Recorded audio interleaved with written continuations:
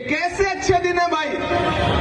मैं तो ये अच्छे दिनों को देख करके शायर हूं तो हर जगह जाके ये 4 मिसरे पढ़ता रहता हूं कि मोहब्बत भाईचारे के दीवाने दिन ही लौटा दो। मैं सीधे उन्हीं से कह रहा हूं कि मोहब्बत भाईचारे के दीवाने दिन ही लौटा दो। वो सस्ती दाल सब्जी के सुहाने दिन ही लौटा दो। ये अच्छे दिन तो अंबानी अडानी को मुबारक हो। हमें ऐसा करो साहिब पुराने दिन ही लौटा दो। हमें ऐसा करो साहिब पुराने दिन ही लौटा दो। ये चुनाव बहुत अहम चुनाव है। इस मुल्क में 2 ताकतें हैं। एक ताकत वो है जो सोचती है कि मुल्क उसकी तानाशाही से चलेगा, मुल्क उनकी मर्जी से चलेगा। लेकिन एक तरफ वो ताकतें खड़ी हैं जो ये कह रही हैं कि मुल्क डॉक्टर बाबा साहब भीमराव अंबेडकर के संविधान से चलेगा, जो ये कह रहे हैं कि मुल्क महात्मा गांधी के विचारों से चलेगा, मौलाना आजाद के सपनों से चलेगा, ये मुल्क पंडित जवाहरलाल नेहरू के ख्वाबों से चलेगा। और उसी मिशन को लेकर के, उसी ताकत को लेकर के नफरत के खात्मे के लिए एक शख्स है जो पिछले 83 दिन से हर रोज 25 किलोमीटर पैदल चल रहा है कन्याकुमारी से कश्मीर तक, जिसका नारा क्या है कि नफरत छोड़ो भारत जोड़ो। एक तरफ जब हुकूमतों में बैठे हुए लोग पूरे मुल्क में नफरत फैलाने में लगे हैं, ऐसे वक्त में एक अकेला नेता इस देश में जो सीना ठोक के कह रहा है कि मैं आरएसएस की नफरत की राजनीति के खिलाफ खड़ा हूं। मैं देख के आया हूं उस यात्रा को, मैं शामिल रहा हूं उस यात्रा में, मैं चलता रहा हूं उस यात्रा में, मैं गांधी के गुजरात में खड़ा हूं। इसलिए भी ये बात कह रहा हूं कि मुझसे मीडिया के साथी कहते हैं इमरान साहब आप इस यात्रा के बारे में क्या सोचते हैं, तब मैं कहता हूं कि अगर मैं महात्मा गांधी के दौर में पैदा हुआ होता तो अंग्रेजों के खिलाफ उनके साथ भी पैदल चल रहा होता। लेकिन मैं अगर इस दौर के गांधी के साथ पैदा हुआ हूं, राहुल गांधी के साथ पैदा हुआ हूं, तो मैं उनके साथ भी अपने पैर के छालों की परवाह किए बगैर चल रहा हूं। जो हर जालिम से टकराएगी वो आंधी बनाऊंगा, जो हर जालिम से टकराएगी वो आंधी बनाऊंगा। नए अंग्रेज आए हैं, नया गांधी बनाऊंगा। नया गांधी, इस दौर का गांधी अपने पांव के छालों की परवाह किए बगैर 2000 किलोमीटर से ज्यादा चल चुका है, सिर्फ इसलिए कि मुल्क में भाईचारा आए, मोहब्बत आए, प्यार आए। मेरे भाई 5 दिसंबर को आपको ईवीएम की कतारों में खड़े होना है, पोलिंग बूथ पर जाना है। तो जब जाइए तो बुनियादी मुद्दों को याद करके जाइए। याद करिएगा, बटन दबाने से पहले ये याद रहे कि आपके इसी सूबे में 135 से ज्यादा लोगों ने अपनी जान इसलिए गंवा दी क्योंकि भ्रष्टाचार की वजह से एक ऐसा पुल जिसका रखरखाव किया जाना था वो पुल ढह गया और 135 लाशें बिछ गईं। ये याद रखिएगा, लेकिन उससे ज्यादा ये बात याद रखिएगा कि जब 135 लाशें बिछी थी, मोरबी में कफन सिले जा रहे थे, तो हुकूमत का फर्ज यह था कि पूरा प्रशासनिक अमला, मुख्यमंत्री, प्रधानमंत्री जी खुद यहां थे, वो सारे के सारे मोरबी में मौजूद होने चाहिए थे। लेकिन अफसोस, देश का हाकिम दिन में 3 बार कपड़े बदल के उद्घाटन कर रहा था। याद रखिएगा इस बात को, याद रखिएगा इस बात को।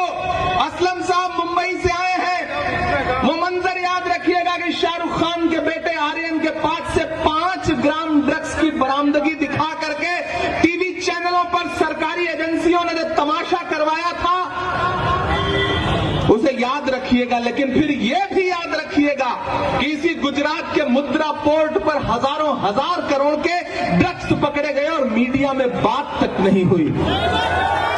याद रखिएगा, याद रखिएगा नौजवान साथियों, आप खासतौर से याद रखिएगा कि यह गुजरात है जहां 40 लाख रजिस्टर्ड बेरोजगार हैं।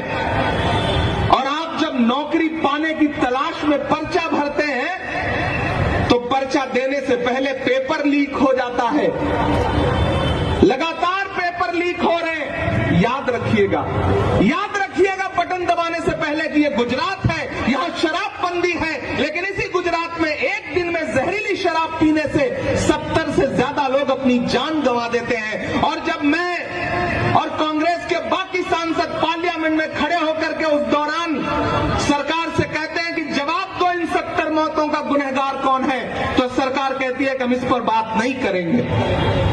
याद रखिएगा, जरूर याद रखिएगा, वो आपको भटकाने की कोशिश करेंगे।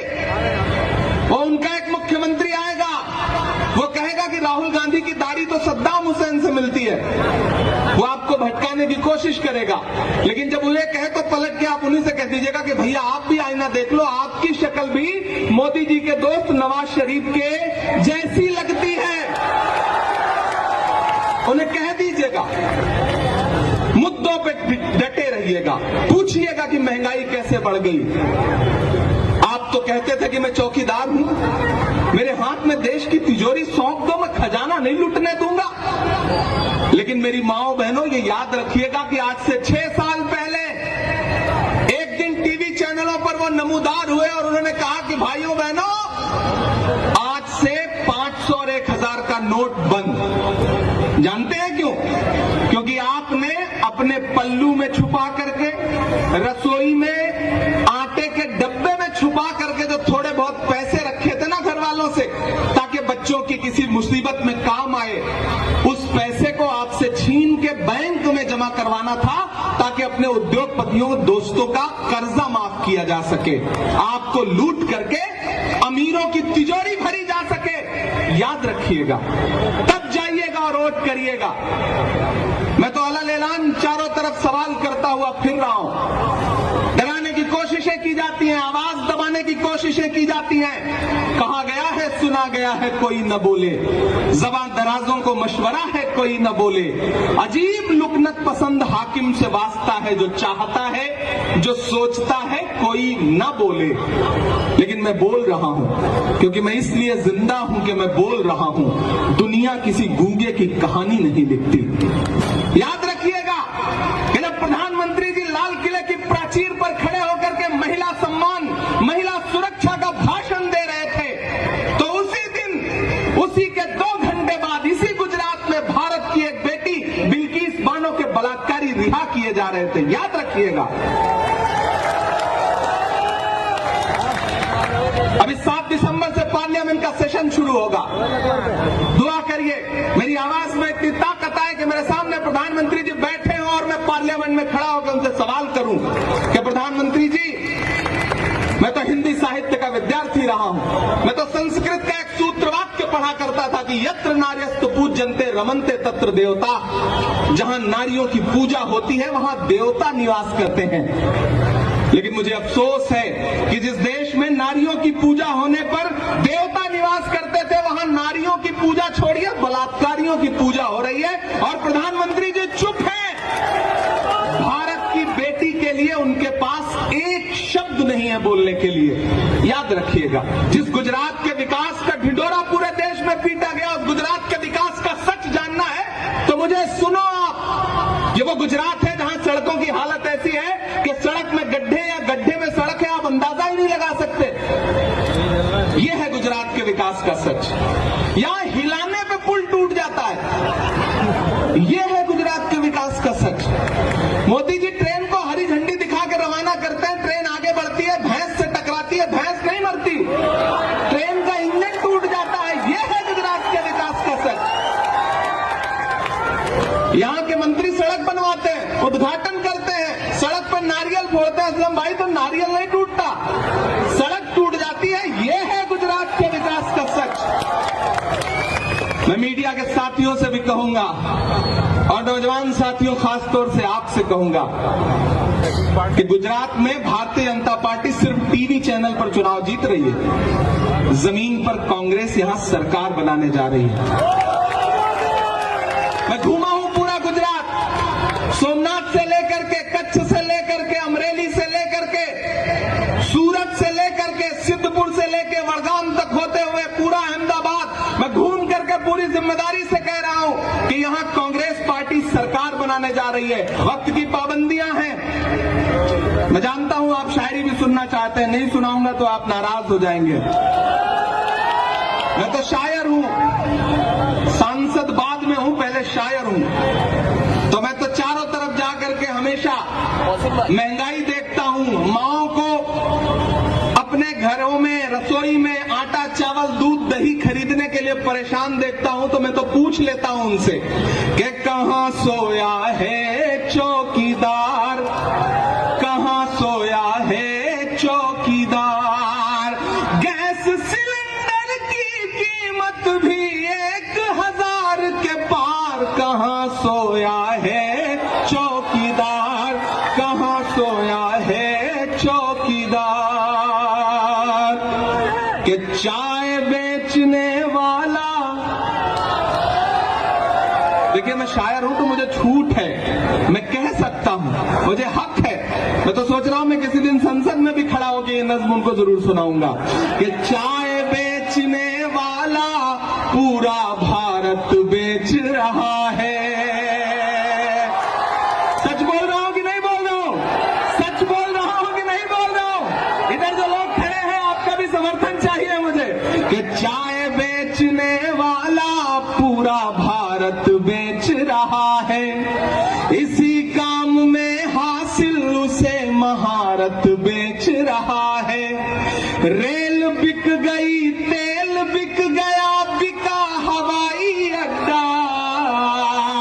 अब तैयार रहना बैजलपुरा वालों कि रेल बिक गई, तेल बिक गया, बिका हवाई अड्डा। सब कुछ बिकता देख के खुश हैं अपने जेपी नड्डा। कि जनता महंगाई की मारी करती हाहाकार, कहां सोया